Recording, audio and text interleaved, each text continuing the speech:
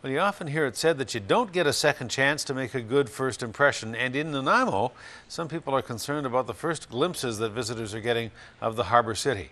The Island Highway, as it enters the downtown core from the south, is lined with rundown buildings and old neighborhoods and vacant lots. Not much of a welcome for weary travelers. As CTV's Chandler Grieve shows us tonight, there's a move to clean up the corridor and make it match the rest of the city. It's a strong first impression, like a firm handshake or a great smile.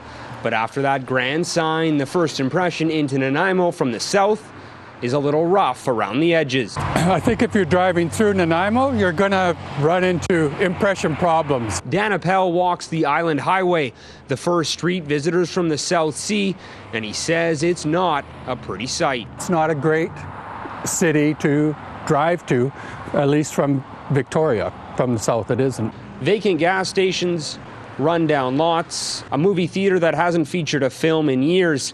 It's a Nanaimo neighborhood that's behind the rest of the harbor city. I think they're figuring out a way to get through the city as quickly as possible. Dan says he worries travelers are now electing to bypass the city altogether, choosing the parkway over weaving its way down a street that offers little. It doesn't make you want to stop. There's nothing here that's attractive in itself, or particularly attractive, that would make you want to say, oh, this is a good place to stop.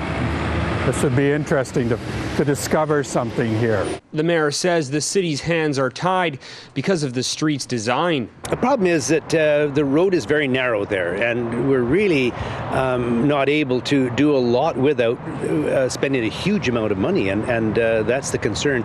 It isn't the most attractive approach, and like a lot of cities of our age, it's a bit of a problem. But Mayor Rattan says plans for a facelift are in motion, including an offer in place to redesign and redevelop many of the empty lots, including the vacant gas station on Nickel and Milton. You know, the reality is that a number of those, you might call them eyesores, are really a work in progress.